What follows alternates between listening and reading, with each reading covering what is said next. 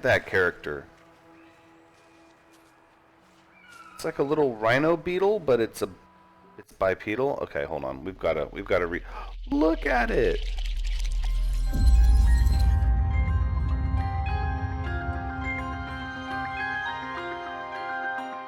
Hello everyone, Thoranx is here, and welcome back to No Man's Sky, episode 245. We're going to go ahead and depart our tropical moon that we stopped at in the last episode. As unusual and neat as it is, the presence of high boiling storms and aggressive sentinels makes this place a little less desirable. And, of course, there was nothing else special to note. I mean, of course, we had the whole activated copper, but there was no scrap or anything. Now, I'd thought about perhaps maybe looking for a crashed crater somewhere in this system. Selenium, so we have an arid planet. In the end, I kind of want to keep making progress. We have a good bit of a ways to go to the galactic center, and while I don't want to necessarily sprint there, I do want to continue making good progress. So since we visited a moon here, let's go ahead and toggle for the galactic core and just see where the nearest black hole is along the path to the galactic core. So we have Zentzu. Oh, and that reminds me, actually,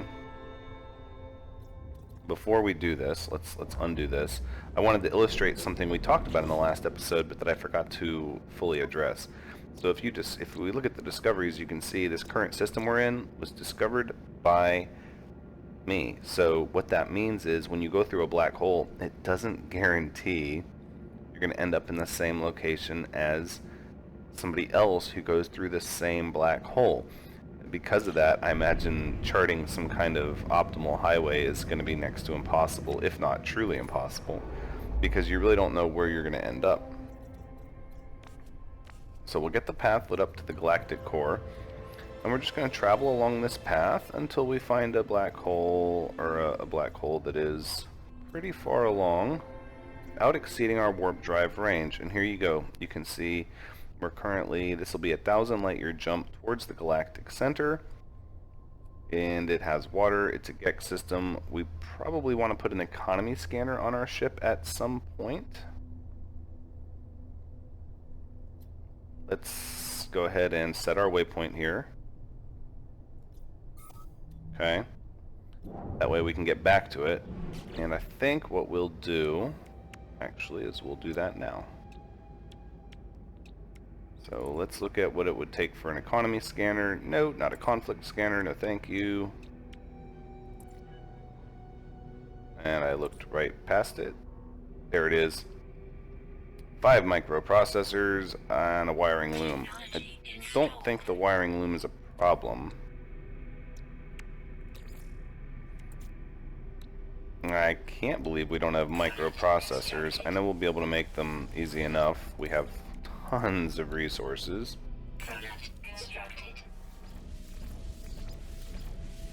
Okay, there we go. And this way we'll at least be able to see, now that we have a significant jump range on the end of sleep, as we're slowly increasing its technology bracket and making this the ship that we explore wormholes with. Alright, let us go to our custom waypoint, please. Oops, we lost our trail. Hold on, where is my custom waypoint? Over here, right? Let's make sure that's still towards the galactic core. Right, so the galactic core path stops after a while. So if we go here, we can see, oof, it's only a 1-star economy. See, more than ever, that's why I wanted to do that. So this is a 2-star economy, so this is already going to be better. Let's see, how about this? Another 2-star economy. We're going to start to get out of warp range here if we go too far. 2 stars, that's way out of warp range. Yeah, we can't warp that far. Okay, hold on. See if we go over here. This is the 1-star we were looking at, and then another 2-star. Oh, hold on. The nearest black hole could always be above or below you, and I think that's important to keep in mind. Custom waypoint.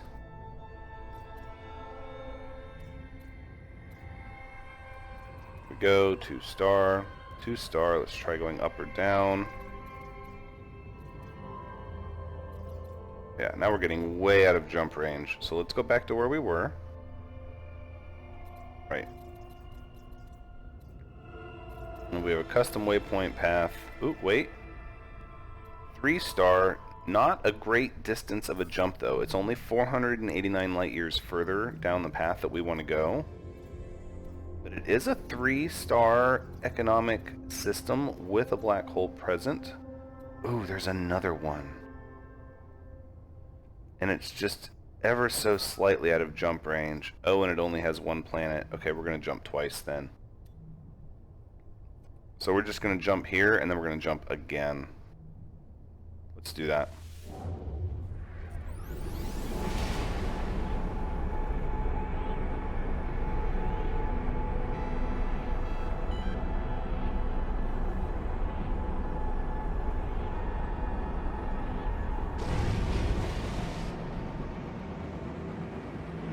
Ooh.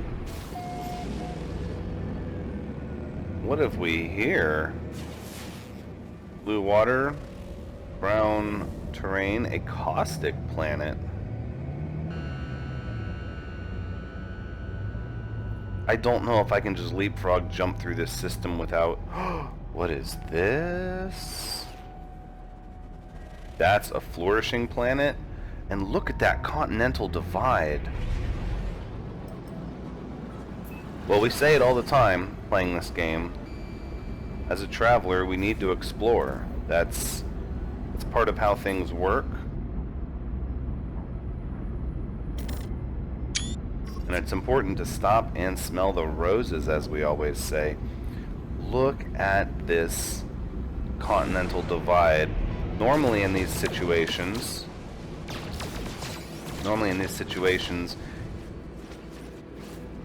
you see a lot of... Okay, so you can sort of see the fractal-like lake pattern on this continent, but then there's obviously some sort of shelf drop-off. Okay. Alright. Let's look for maybe a larger portion of this ocean. I'm very intrigued by this planet. Let's get some really cool images here. Maybe we don't always want to pulse jump every single one, right?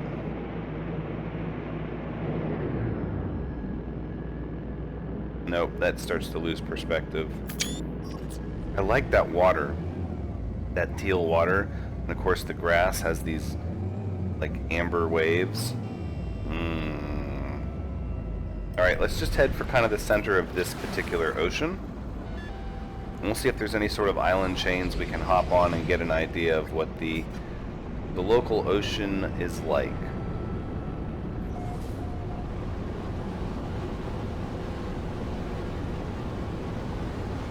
Okay, so there are some islands. Here we're coming in a little hot. Wow, just the one island. And a very... Oh no, okay, so there's a couple small islands. Alright, this one is actually a little larger than the others. Look at that sky.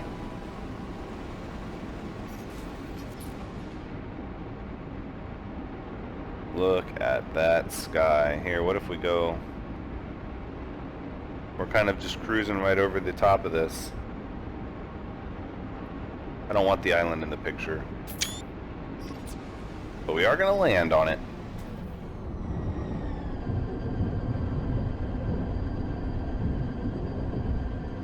And settle down. Okay, I was like, you can land anytime now. Blistering damp, infrequent sentinels, frequent flora, and typical fauna. I'm quite curious. Oh, no. Of course, it's always one of you. Oh, look at that critter. Oh, hello.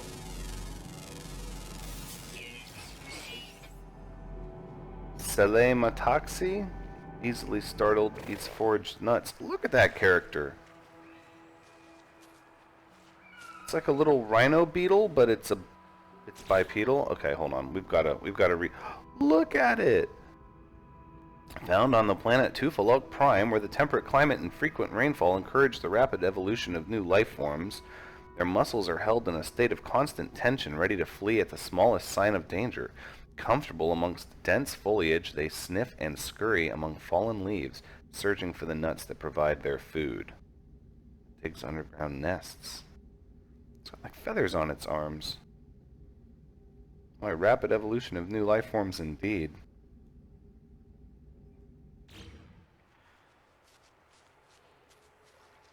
And look, you can sort of see it's like some coniferous type trees here is what it looks like. Not really seeing any grass. This island is pretty rocky as far as terrain goes. But this sort of peach sky with this teal water is a very, very interesting color. We're just going to look over at it.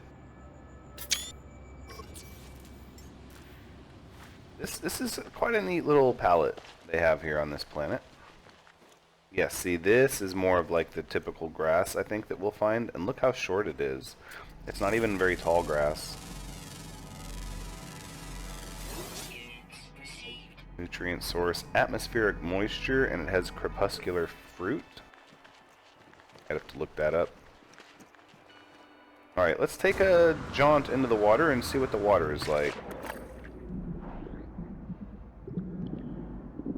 Okay. Those are some large, scary sort of things. Oh, actually, I don't want any of that, but we are going to go ahead and read what the... Oh, look at that thing.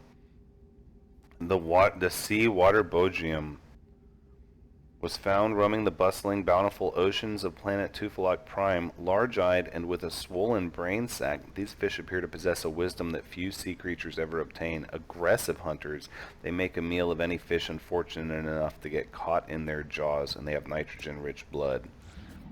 Okay, so... totally dealing with aquatic predators on this planet. Great, now I have been paying attention in the comments where people have said they don't actually think aquatic predators attack you in this game. And rationally, I completely understand that that is the case. However, I don't know if that's a thing I really want to get up close and test myself, or even if they don't, I don't know. I'm not exactly looking forward to like swimming with the giant super smart, super aggressive water predator on this planet. Yeah, and they're just heading this way, and no. How did I get so far away from the island? Yeah, I don't like that. So this side over here has like a little sandbar, but then it absolutely drops off. Oh. So I can never just leave well enough alone. I have to explore the planets myself. I just have to. I've got to know what's on them. And it's so challenging because I could easily spend a long time on this planet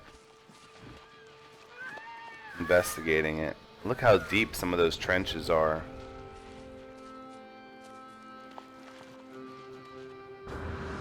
Okay, I think we've made it pretty clear that this planet is pretty neat. However, I'd like to see some of the terrain. We're going to stop messing around with the ocean.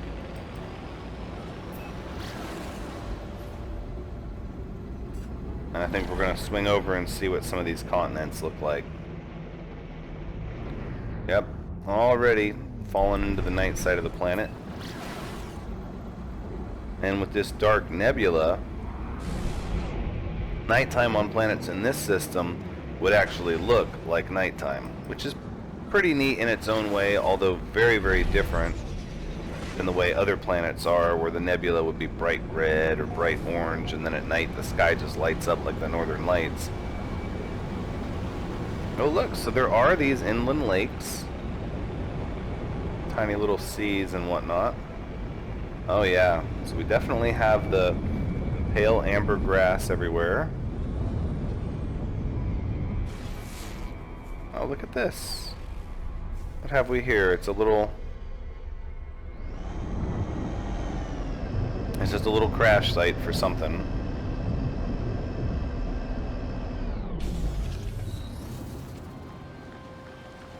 Alright, so we'll just save and chart. Get ourselves some navigational data. The trees here are quite interesting.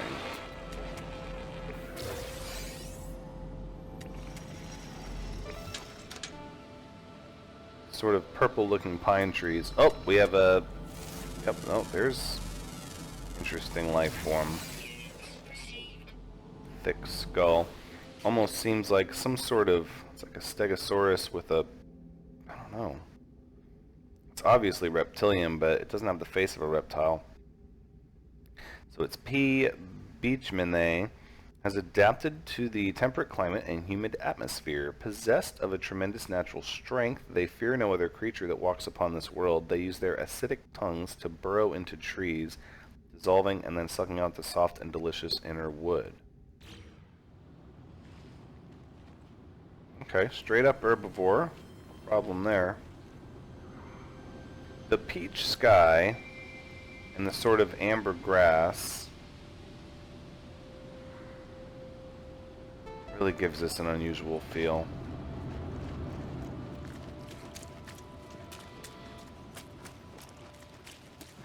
It doesn't, I mean, oh, predator alert. Stay back. I don't want to have to do this.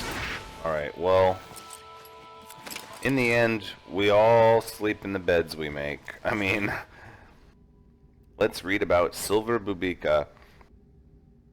Silver Bubica was discovered in the verdant landscapes of planet Tufilok Prime. Jerky and unbalanced in its movements, its unusual brain chemistry leaves it prone to sudden outbursts of aggression. Yeah, so I noticed.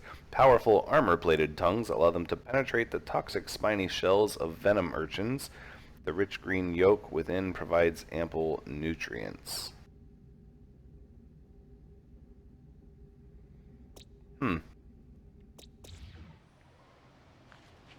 Well, maybe if you didn't have a sudden outburst of aggression, you wouldn't find yourself laying down on the ground in a heap of your own fluids.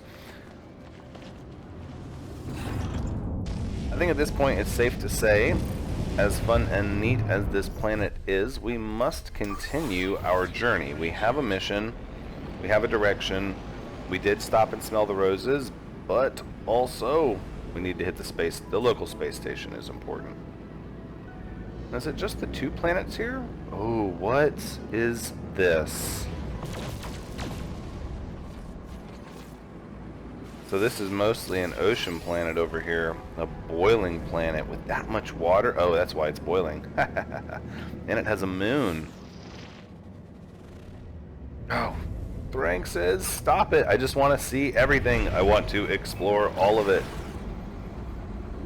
But No Man's Sky can never be fully explored. Ever. No matter how many of us try, no matter how fast we do it.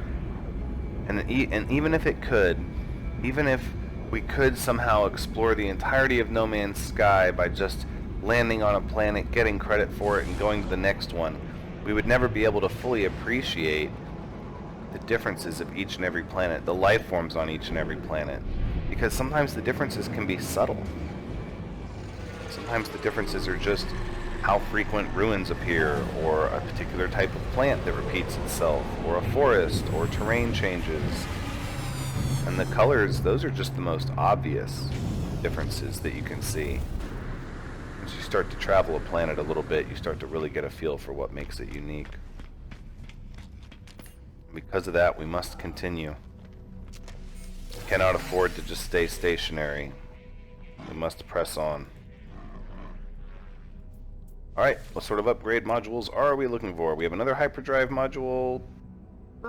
No. Positron, phase beam. We do have room for another phase beam, so we're going to take that. Let's go ahead and install it right now. Boom. And then we're going to send the feline liver to our freighter.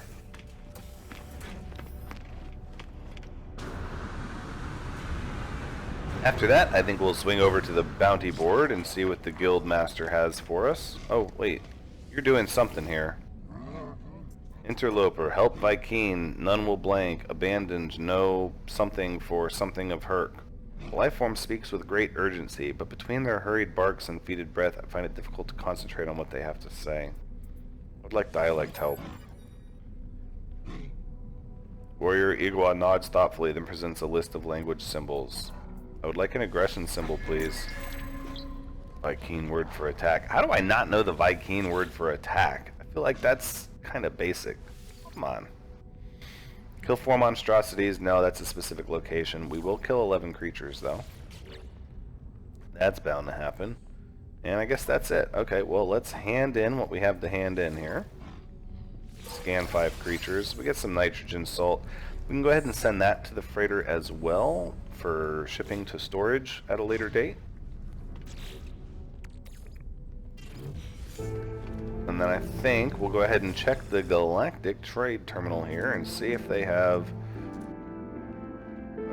any dihydrogen jelly, and they do not. We can buy 1 wiring loom to replace what we had, and then I am going to buy 5 microprocessors.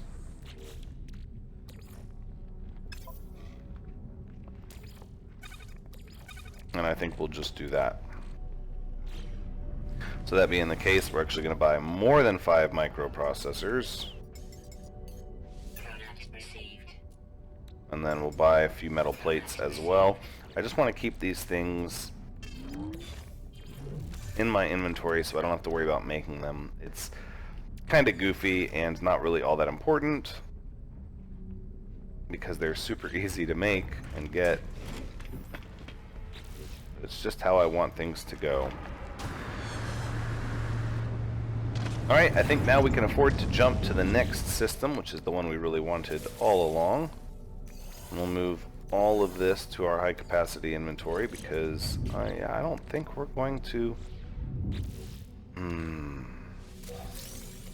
not sure who made that button, the same button. It was analyzed as page change, but yeah.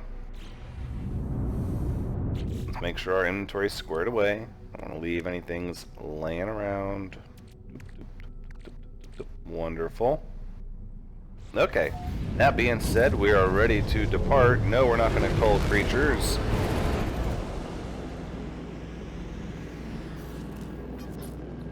Look at that. You just never know when you're going to find a really, really, really great picture. Did we scan this planet? Ugh. Frank says we have to go. A rainy planet. Really? I should have just warped. I've got to know. I've got to know, everyone. Sorry that that's the way it goes. I mean, I'm sorry, but I'm not sorry. You know.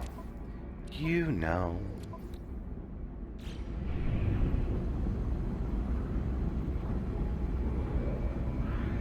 So the rainy planet has rings.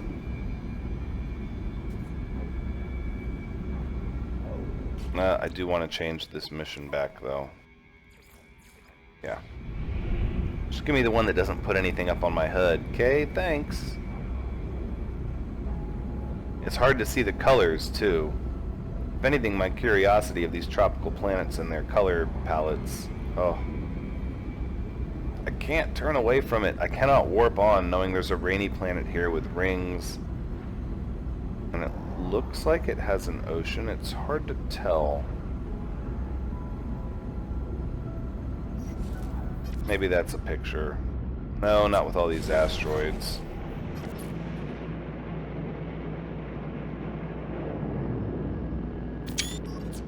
Okay. Getting a lot of these. Oh, really? Red grass and pink water on a tropical planet? How interesting. Oh, and look, we just skimmed the rings. That's pretty neat. Alright, let's try to hit the coast. Whoa, that's a large island there. It's like an island chain. Hold on, look at this. Talk about beachfront property.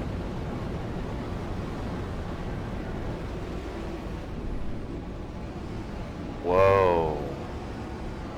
With the big blue sky and the green trees. What? This is a weird planet. Look at this noise here. Something just sliced right through. Scan reveals it's not even incredibly deep. It's slightly deep, but not too much. Oh, ruins?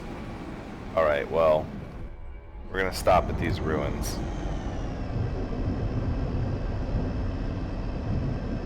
Alright. Land. Oh. Boy, this thing sure does take its time on the landing. Oh, look, it's got like this purple grass. Unusually mild weather.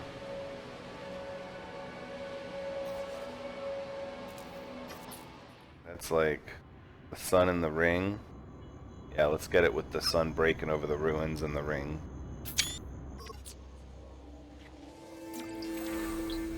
Oh, look at that. Understanding beauty. See? Taking all these photos. We'll get these missions taken care of in no time. Learn some Viking language. Sure. And then look at how these rocks sort of just... Every planet has some beauty to it. If you're willing to just stop and appreciate it.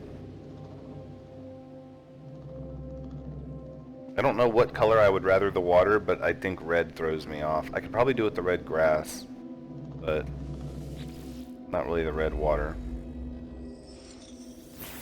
The imprint of an ancient civilization was once absorbed by this strange marker. The story of the Vikings somehow spills out in the language of my own people. For a multitude of cycles, the yoke of the Sentinels had strangled the civilizations of the galaxy in their mewling cribs. Urk was displeased with the world of the Viking. As the automatons descended, Urk gazed upon a planet ravaged by weakness. I don't think I want to stay here really any longer, so let's just get help with language, please. Thank you. Viking word forget.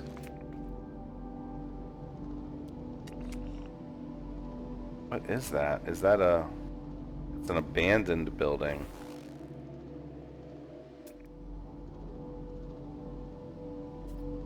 So in this little island chain, we have not one but two buildings. That almost makes me wonder if this planet is building, like, heavy. Star bramble, magnetic teeth, flighty. Oh no! No, no, it's an aerial creature with a personality of flighty. Oh man. Really, right on the nose, that one. Some developer had a lot of fun with that one. Said, oh yeah, these birds have a flighty personality. Oh, here we go, creature. Oh, it's got like a lure on its head. That it eats flowers? What's the evolutionary requirement of that? It's cold easily. Well, I don't think it's going to be cold on this planet. Oh, no, no, no. Don't you come after me. Nervous plant roots has a fragile skull. Okay. Oh, look, there are palm trees.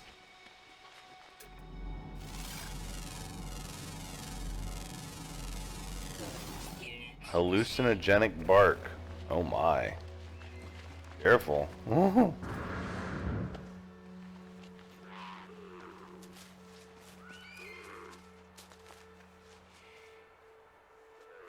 Well, again, we're gonna switch our log to the quest that doesn't clutter our HUD. These large monolithic structures here are pretty interesting. They look a little too flat and straight to be naturally occurring, but I suppose weirder things are possible. I have an idea before we leave, and I do want to leave, but before we do, think of anything.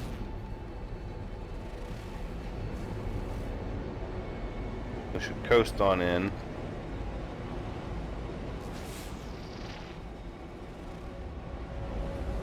We're sort of kind of out here in the ocean.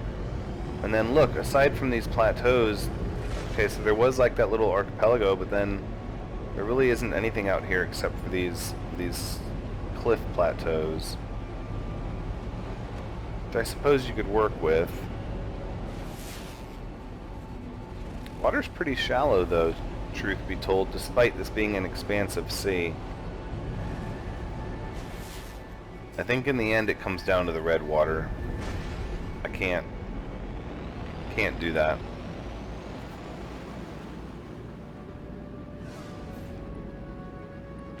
Alright, and now we just need to hop, skip, and a jump right next door to Lislode Almu 1. Yep, that's how I'm going to say we have to say it. There you go. Let's jump.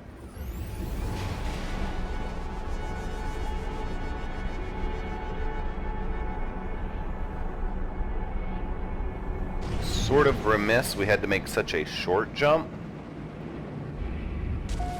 but a black hole with a high level economy for me is a big deal. And there's water, it's a glacial planet, that's fun. And look at this green nebula, some really weird colors in this area. Okay, trade planets, trade ships are jumping in. There's that high economy. Let's go visit the local space station.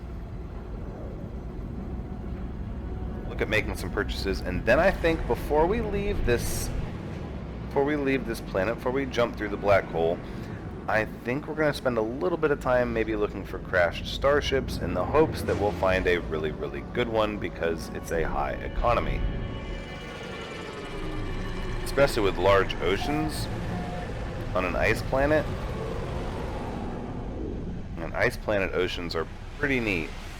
A little bit counterintuitive there. A planet is that cold and has that much moving water. It must be incredibly supersaturated with other minerals that lower its freezing point.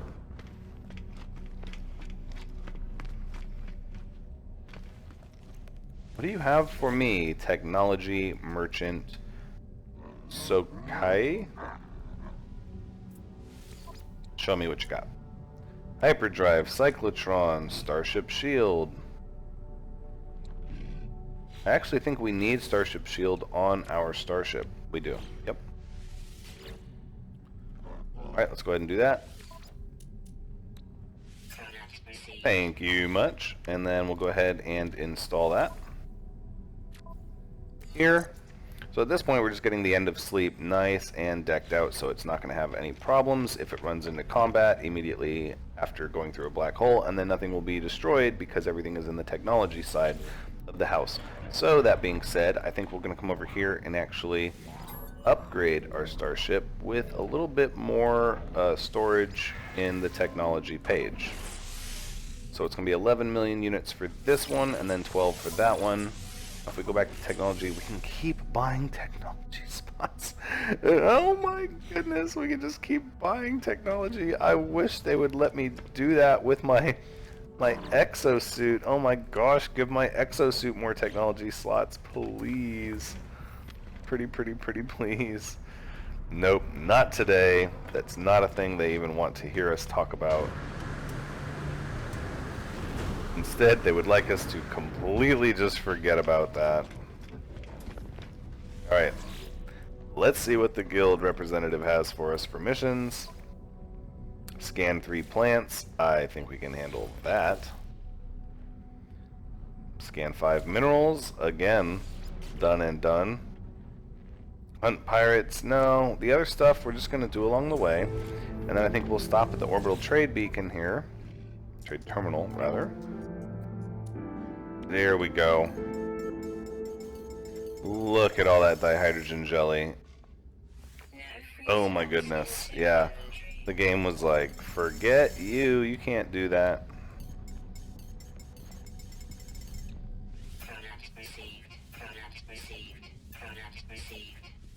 So you let me almost buy it all. Almost.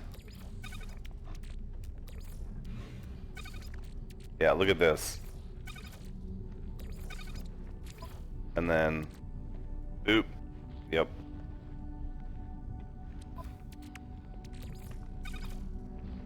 And then it should just keep processing, right? Nope.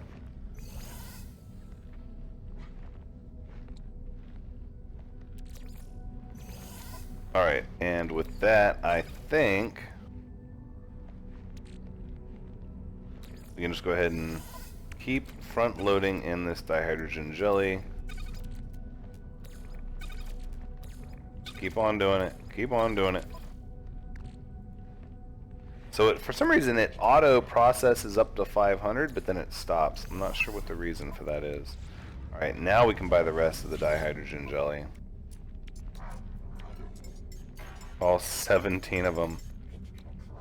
Thank you!